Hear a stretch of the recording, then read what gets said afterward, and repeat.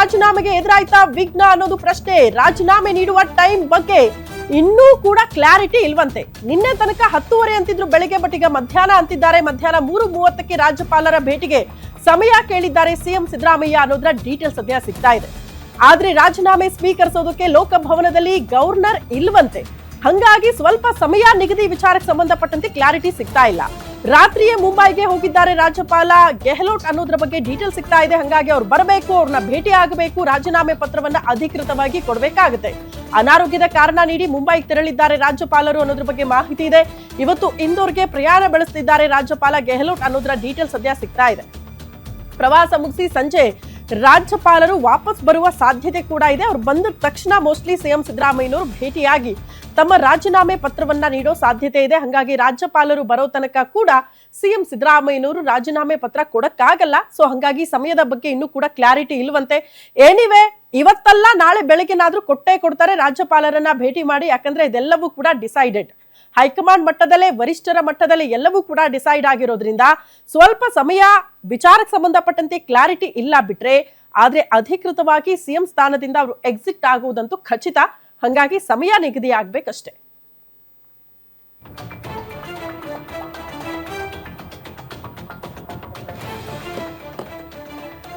ನಾನು ಆಗ್ಲೇ ಹೇಳ್ತಾ ಇದ್ದೆ, ಸಿದ್ದರಾಮಯ್ಯನವರ ರಾಜಕೀಯ ಹಿಸ್ಟ್ರಿಯನ್ನ ಗಮನಿಸಿದಾಗ ಬಹುತೇಕರು ನಿನ್ನೆ ಅವರ ಅಭಿಮಾನಿಗಳು ಕಣ್ಣೀರ್ ಹಾಕಿದ್ದನ್ನ ನೋಡಿದ್ವಿ. ಸಿದ್ದರಾಮಯ್ಯನವ್ರನ್ನ ನೋಡಕ್ಕಾಗ್ತಾ ಇಲ್ಲ ಅಂತ ಭಾವುಕರಾಗಿದ್ದನ್ನ ನೋಡಿದ್ವಿ. ಬಟ್ ಅನೇಕ ಹಿಸ್ಟ್ರಿಗಳು ಇತಿಹಾಸದ ಪುಟದಲ್ಲಿ ಸಿದ್ದರಾಮಯ್ಯನವರ ರಾಜಕೀಯ ಜೀವನದ ವಿಚಾರಕ್ಕೆ ಸಂಬಂಧಪಟ್ಟಂತೆ ಪುಟಗಳಲ್ಲಿ ಅಚ್ಚಳಿಯದೆ ಉಳಿಯುವಂತಹ ಸಾಧನೆಗಳಿದೆ, ದಾಖಲೆಗಳಿದೆ. ಹಂಗಾಗಿ ಒಬ್ಬ ರಾಜಕಾರಣಿ ಇದಕ್ಕಿಂತ ಇನ್ನೇನು ಹೆಚ್ಚನ್ನ ನಿರೀಕ್ಷೆ ಮಾಡೋದಕ್ಕೆ ಸಾಧ್ಯ ಅನ್ನೋದನ್ನ ನಾವು ಅರ್ಥ ಮಾಡ್ಕೊಳ್ಬೇಕು. ಎನಿವೆ, ಪಕ್ಷಕ್ಕಾಗಿ ದುಡಿದವರು ಡಿ.ಕೆ. ಶಿವಕುಮಾರ್, ಪಕ್ಷ ನಿಷ್ಠೆ ತೋರಿದವರು. ಹಂಗಾಗಿ ಅವರಿಗೆ ಸಿಎಂ ಸ್ಥಾನ ಸಿಗೋದ್ರಲ್ಲಿ ಯಾವುದೇ ರೀತಿಯ ಅಸಮಾಧಾನ ಯಾರಿಗೂ ಇದ್ದಂತ ಕಾಣಿಸ್ತಾ ಇಲ್ಲ.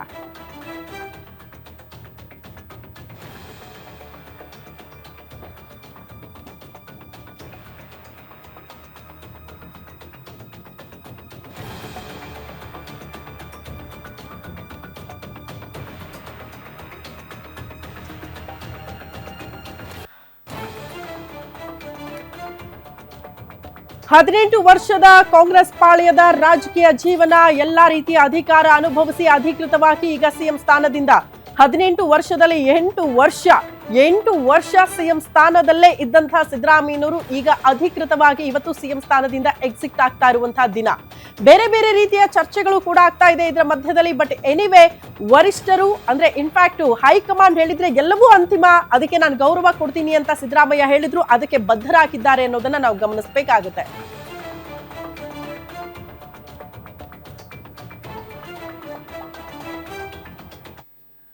ಓಕೆ, ನಿನ್ನೆಯಿಂದಲೂ ಕೂಡ ಸಿದ್ದರಾಮಯ್ಯನವರ ಕಾವೇರಿ ನಿವಾಸ ಕಂಪ್ಲೀಟ್ ಕಾವೇರಿ ಇತ್ತು. ಕಾರಣ ಹೈ ವೋಲ್ಟೇಜ್ ಮೀಟಿಂಗ್ ಗಳಿಗೆ ಸಾಕ್ಷಿಯಾಯಿತು. ಇವತ್ತು ಕೂಡ ಅನೇಕ ಡೆವಲಪ್ಮೆಂಟ್ ಆಗುತ್ತೆ. ಆ ಕುರಿತ ಡೀಟೇಲ್ಸ್ ಅನ್ನ ಕೊಡೋದಕ್ಕೆ ನಮ್ಮ ಪ್ರತಿನಿಧಿ ದುರ್ಗೇಶ್ ನೇರ ಸಂಪರ್ಕದಲ್ಲಿ ಜಾಯಿನ್ ಆಗ್ತಿದ್ದಾರೆ.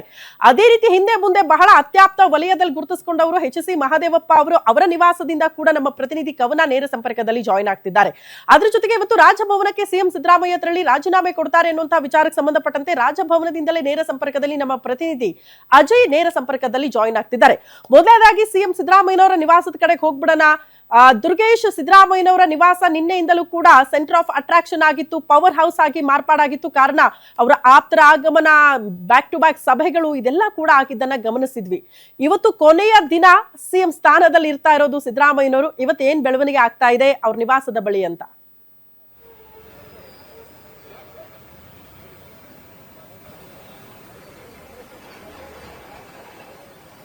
ಎಸ್ ಶ್ರುತಿ, ಸಿಎಂ ಸಿದ್ದರಾಮಯ್ಯ ನಿವಾಸ ನೀವು ಹೇಳಿದಂತೆ ಸೆಂಟರ್ ಆಫ್ ಅಟ್ರಾಕ್ಷನ್ ಆಗಿರುವಂತದ್ದು. ನಿನ್ನೆಯಿಂದಲೂ ಕೂಡ ಸಾಕಷ್ಟು ಸಚಿವರು, ಶಾಸಕರು ಸಿಎಂ ಸಿದ್ದರಾಮಯ್ಯ ಅವರನ್ನ ಭೇಟಿ ಆಗ್ತಿದ್ದಾರೆ. ಸಿಎಂ ಸಿದ್ದರಾಮಯ್ಯ ಅವರು ನೀವು ರಾಜೀನಾಮೆ ಕೊಡೋದು ಬೇಡ, ಹೈಕಮಾಂಡ್ ನಾಯಕರ ಜೊತೆಗೆ ನಾವು ಮನವಿಯನ್ನು ಮಾಡ್ತೇವೆ ಮತ್ತು ಪತ್ರ ಸಂಗ್ರಹ ಮಾಡುವ ಮೂಲಕ, ಅಭಿಪ್ರಾಯ ಸಂಗ್ರಹ ಮಾಡುವ ಮೂಲಕ ಒಂದಿಷ್ಟು ಕಾಲಾವಕಾಶವನ್ನ ಕೇಳೋಣ ಅನ್ನುವಂತ ಮಾತುಗಳನ್ನ ಹೇಳ್ತಿದ್ದಾರೆ. ಆದ್ರೆ ಸಿಎಂ ಸಿದ್ದರಾಮಯ್ಯ ಸುತಾರಾಮ್ ಇದಕ್ಕೆ ಒಪ್ತಾ ಇಲ್ಲ.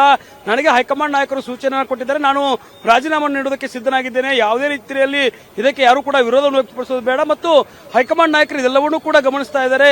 ಯಾರಿಗೂ ಕೂಡ ಆತಂಕ ಬೇಡ ಅನ್ನುವಂತ ಮಾತುಗಳನ್ನ ಸಿಎಂ ಸಿದ್ದರಾಮಯ್ಯ ಅವರು ಹೇಳಿರುವಂತದ್ದು. ಇವತ್ತು ಬೆಳಗ್ಗೆ 9 ಗಂಟೆಗೆ ಏನು ಬ್ರೇಕ್ಫಾಸ್ಟ್ ಮೀಟಿಂಗ್ ಆಗುವಂತದ್ದು. ಆ ಒಂದು ಮೀಟಿಂಗ್ ನಲ್ಲಿ ಸಿಎಂ ಸಿದ್ದರಾಮಯ್ಯ, ಸಿಎಂ ಡಿ.ಕೆ. ಶಿವಕುಮಾರ್ ಮತ್ತು ಎಲ್ಲ ಸಚಿವ ಸಂಪುಟ ಸದಸ್ಯರು ಸೇರುವಂತದ್ದು. ಹೀಗಾಗಿ ಸಚಿವ ಸಂಪುಟ ಸದಸ್ಯರ ಮುಂದೆ ಸಿಎಂ ಸಿದ್ದರಾಮಯ್ಯ ಈ ಒಂದು ಅಭಿಪ್ರಾಯವನ್ನು ಪ್ರಕಟ ಮಾಡುವ ಮೂಲಕ ರಾಜ್ಯ ಸುದ್ದಿಗೋಷ್ಠಿಯನ್ನು ನಡೆಸಿ ಆಮೇಲೆ ಲೋಕಭವನಕ್ಕೆ ತೆರಳಿ ರಾಜೀನಾಮೆ ನೀಡ್ತಾರೆ ಅನ್ನುವಂತ ಮಾಹಿತಿ ಇರುವಂತದ್ದು. ಆದರೆ ಸದ್ಯಕ್ಕೆ ರಾಜ್ಯಪಾಲರು ರಾಜ್ಯದಲ್ಲಿಲ್ಲ, ಹಿಂದೂರಿಗೆ ತೆರಳಿದ್ದಾರೆ ಅನ್ನುವಂತ ಮಾಹಿತಿ ಇರೋದ್ರಿಂದ ಸಂಜೆವರೆಗೂ ಕೂಡ ಸಿಎಂ ಸಿದ್ದರಾಮಯ್ಯ ಕಾಯಬೇಕಾದ ಪರಿಸ್ಥಿತಿ ನಿರ್ಮಾಣ ಆಗ್ತಾ ಇದೆ. ಹೈಕಮಾಂಡ್ ನಾಯಕರು ಹೇಳಿದಂತೆ ರಾಜೀನಾಮೆಯನ್ನು ಕೊಡಲೇಬೇಕಾಗಿದೆ. ಆ ಒಂದು ರಾಜೀನಾಮೆ ಕೊಡೋದಕ್ಕೆ ರಾಜ್ಯಪಾಲರು ಬೇಕಾಗುತ್ತೆ. ಹೀಗಾಗಿ ರಾಜ್ಯಪಾಲರಿಗೋಸ್ಕರ ಕಾಯ್ತಾರ ಅಥವಾ ರಾಜ್ಯಪಾಲರ ಕಚೇರಿಗೆ ಹೋಗಿ ರಾಜೀನಾಮೆ ಪತ್ರವನ್ನು ಸಲ್ಲಿಸಿ ತಮ್ಮ ಒಂದು ವಿದಾಯವನ್ನ ಹೇಳ್ತಾರ ಅನ್ನುವಂಥದ್ದು ಇಲ್ಲಿ ಬಹಳ ಮುಖ್ಯ ಆಗ್ತಾ ಇದೆ. ಸಿಎಂ ಸಿದ್ದರಾಮಯ್ಯ ಅವರು ರಾಜೀನಾಮೆ ನೀಡಿದ್ರೆ ಮುಂದೇನು ಅನ್ನುವಂತ ಚರ್ಚೆ ಆಗ್ತಾ ಇದೆ. ಡಿಸಿಎಂ ಡಿಕೆ ಶಿವಕುಮಾರ್ ಅವರ ಸಿಎಂ ಆಗಬೇಕನ್ನುವಂತ ಕನಸು ಈಡೇರುತ್ತಾ, ಜೊತೆಗೆ ಸಿಎಲ್ಪಿ ಸಭೆಯನ್ನ ಕರೆಯೋದು ಕೂಡ ಮುಖ್ಯ ಆಗುತ್ತೆ. ಹೀಗಾಗಿ ಇವತ್ತು ಸಿಎಂ ಸಿದ್ದರಾಮಯ್ಯ ರಾಜೀನಾಮೆಯನ್ನ ಘೋಷಣೆ ಮಾಡಿದ್ರೆ ನಾಳೆ ಸಿಎಲ್ಪಿ ಸಭೆ ನಡೆಯುತ್ತೆ. ಸಿಎಲ್ಪಿ ಸಭೆಯಲ್ಲಿ ಸಿಎಲ್ಪಿ ನಾಯಕರ ಆಯ್ಕೆ ಆಗುತ್ತೆ. ಡಿಸಿಎಂ ಡಿಕೆ ಶಿವಕುಮಾರ್ ಸಿಎಲ್ಪಿ ನಾಯಕರಾಗಿ ಆಯ್ಕೆ ಆದ ಬಳಿಕ ಡಿಸಿಎಂ ಡಿಕೆ ಶಿವಕುಮಾರ್ ಸಿಎಂ ಆಗುವುದು ಮತ್ತೆ ಪದಗ್ರಹಣ ಕಾರ್ಯಕ್ರಮಗಳು ಮುಂದುವರಿಯುವಂತದ್ದು. ಇದೆಲ್ಲವೂ ಕೂಡ ಪ್ರಕ್ರಿಯೆ. ಹೀಗಾಗಿ ಸಿಎಂ ಸಿದ್ದರಾಮಯ್ಯ ನಿವಾಸದಲ್ಲಿ ಸಚಿವರ ದಂಡೆ ಬರ್ತಾ ಇರುವಂತದ್ದು. ಇನ್ನೇನು ಕೆಲವೇ ಕ್ಷಣಗಳಲ್ಲಿ ಸಚಿವರು ಕೂಡ ಆಗಮಿಸಿ ಬ್ರೇಕ್ಫಾಸ್ಟ್ ಮೀಟಿಂಗ್ ನಲ್ಲಿ ಭಾಗಿಯಾಗ್ತಾರೆ.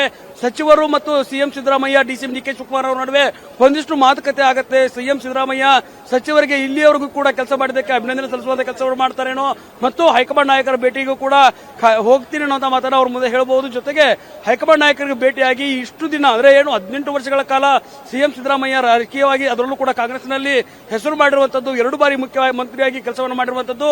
ಹೀಗಾಗಿ ರಾಜೀನಾಮೆ ನೀಡಿದ ಬಳಿಕ ಸಿಎಂ ಸಿದ್ದರಾಮಯ್ಯ ಹೈಕಮಾಂಡ್ ನಾಯಕರ ಭೇಟಿಗೂ ಮುಂದಾಗಬಹುದು.